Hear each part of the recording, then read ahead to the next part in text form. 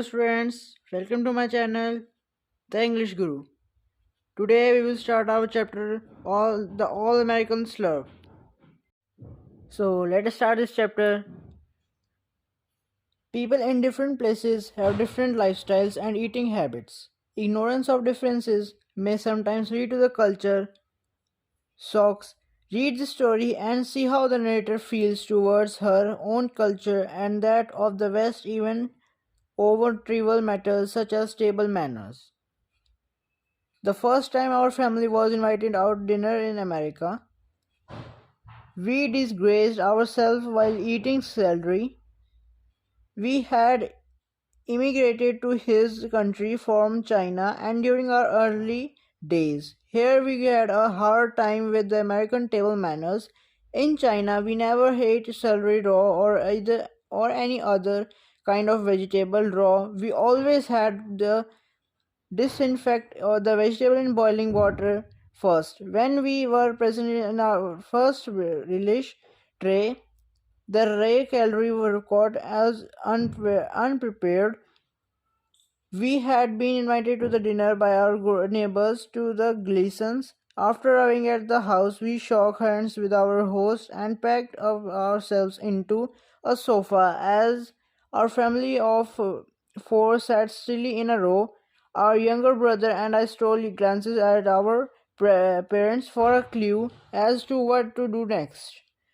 So, students, in these paragraphs, the narrator is talking about the table manners of America, but in China, the calories were raw, and they were eat the Chinese people eat the raw calories, but in America they first prepare it the calorie and then eat. But in China, there is different. His parents and his bro- and his parents and his younger brother are sitting in between two in his parents. So let us read again. Mr. Gleason offered the relish tray to the mother. The tray looked pretty, with its tiny red radish, curly sticks of carrots, and long slender stalk of pale green celery. Do try some of the calories, Mr. Ling. She said it's from a local farmer and it's sweet. Now, students, mark this line. Said Mr. Lin is the China people who invited the American family. Mother picked up one of the green stalks and father followed suit. Then I picked up a stalk and my brother did too. So they were set each with a stalk of celery in our right hand. Now, students, you can see this picture in your book and also in my screen. This is the picture of these two families. These are American and China. There were two families. Now let us read.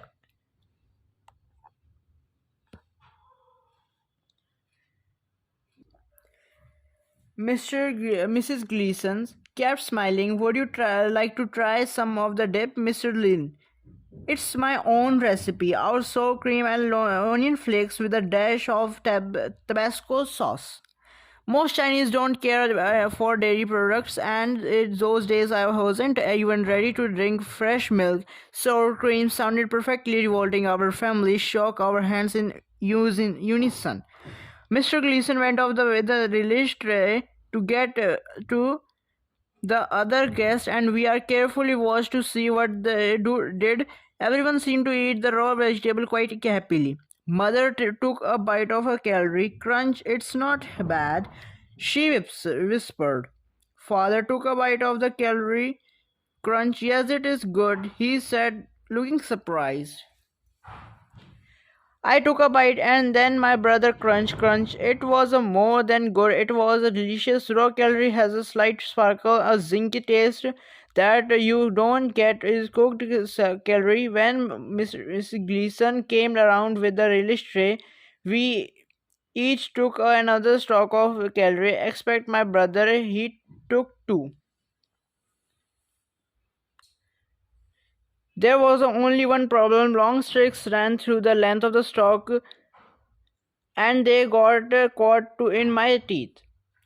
When I helped my mother in the kitchen, I was always pull the string out before slicing calories.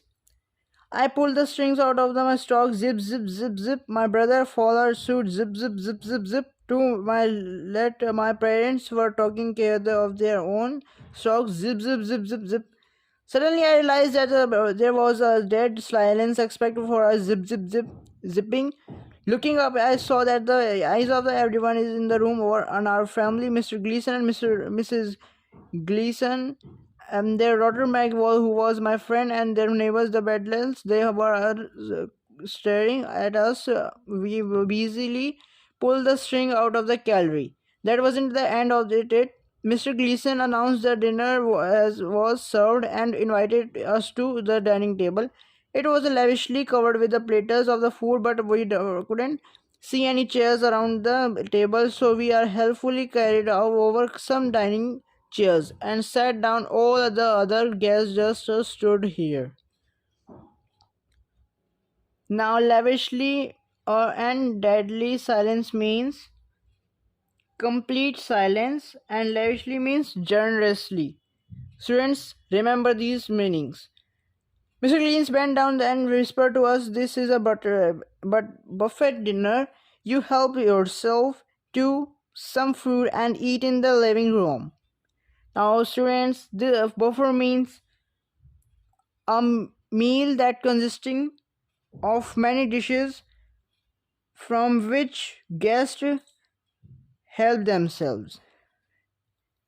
Our family beat a retreat back to the sofa as it chased their enemy for the rest of the evening. Too mortified to go back to the dining table, I nursed a bit of a potato salad on my plate.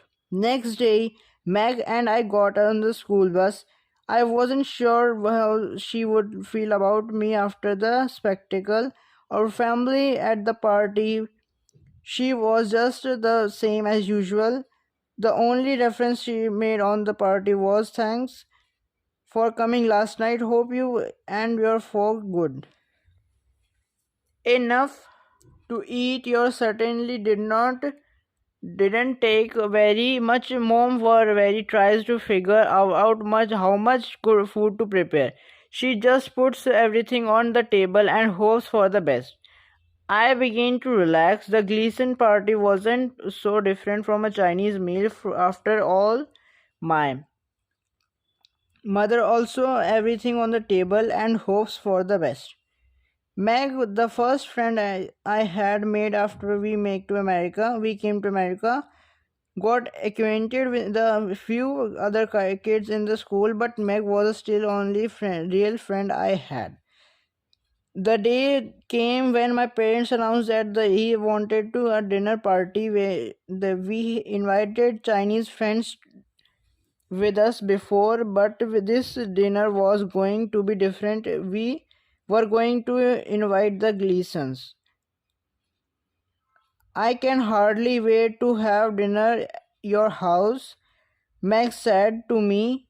"I love Chinese food." That was a relief. Mother was a good cook, but I wasn't sure if you ate sour cream also eat soy sauce. Mother decided not to take a chance since we had Western guests. She sat in the table with a large diner plates with a never used in Chinese meals.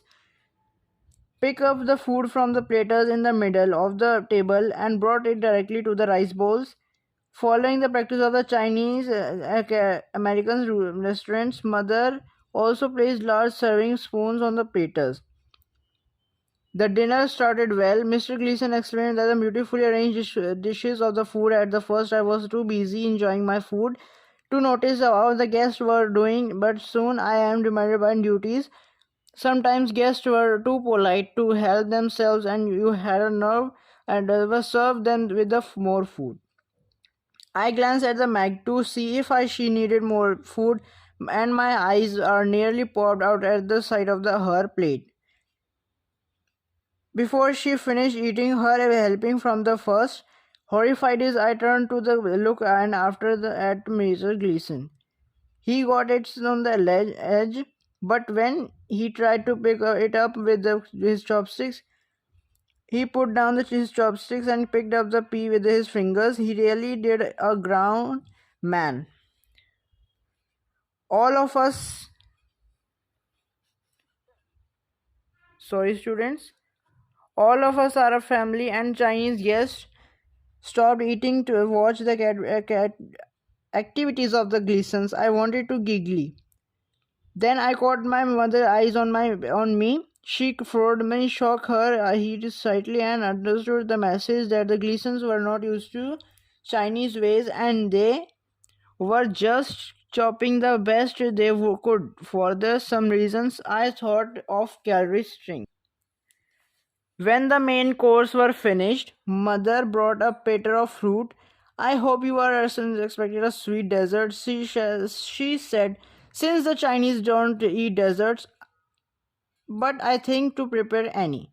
Oh, I couldn't possibly eat dessert, cried my grayson. I simplified shuffled.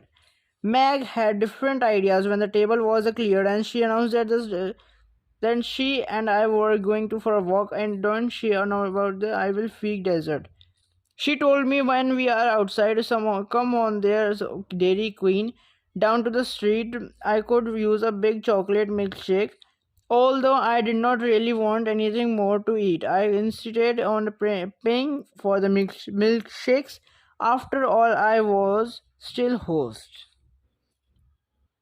Now, students, do the word meanings of this chapter. I will share this post in the comment section. Let's continue.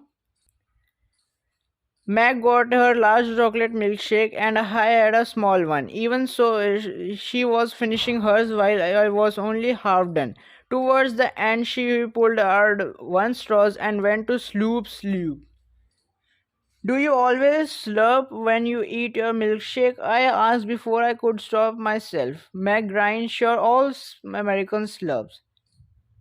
Now, slurp means drink something with a loud slugging noise. Now students, this chapter is now completed. Now let us do A part. The first question of the A part is, the one thing that is the narrator and her family found difficult in the early days was American table manners. Second question, the narrator family did not dip the calories into the sour cream because they did not like the dairy products. Third question, we can't tell that the narrator and her family was not used to buffet meals because they took chairs to the table.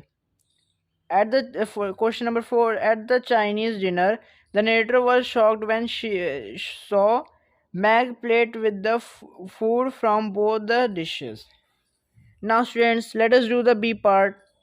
Now the first question is, why did the narrator and her brother keep looking at their parents? Like this, students, you have to write. Now, first question. Now the first answer is the narrator and her brother kept looking at their parents so that they could follow what they did and not embarrass themselves. Okay, students. Now the second question is, why was there dead silence in the room? The answer is, there was a dead silence in the room because the Lynch family had started peeling off the strings of the calorie and none of the other guests were familiar with the practice. Third question is, why was the narrator horrified by Mr. Gleason? The narrator was horrified by Mr. Gleason because he was unable to use the chopsticks. The grab held of the pea on the plate and so resorted to the using his fingers to eat. Now let us do the deep part, students. The narrator has related a story of lashing dining cultures. What another does the she employed do this?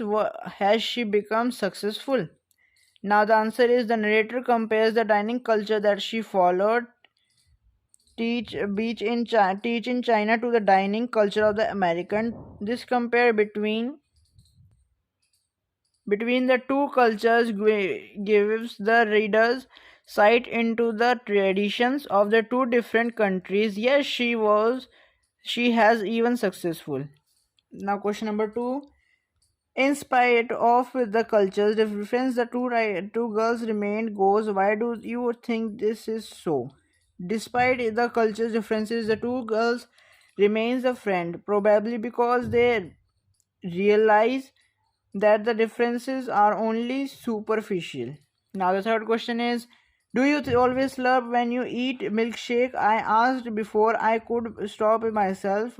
Why do you think the narrator was the expression to eat milkshake? Now students, you can write your own answer here. If you want to write this only, so you can write this. It's your choice. Okay students, now the answer is the narrator's usage of the term probably shows that the some word in the is used in Chinese for eating and drinking milkshake. Now the students, this chapter is completed. Do the question answers and the word meanings of this chapter and complete your notebook. Students, thanks for watching this video. I hope you like this video, like this channel and subscribe my channel to want more videos. Thanks for watching. Bye bye.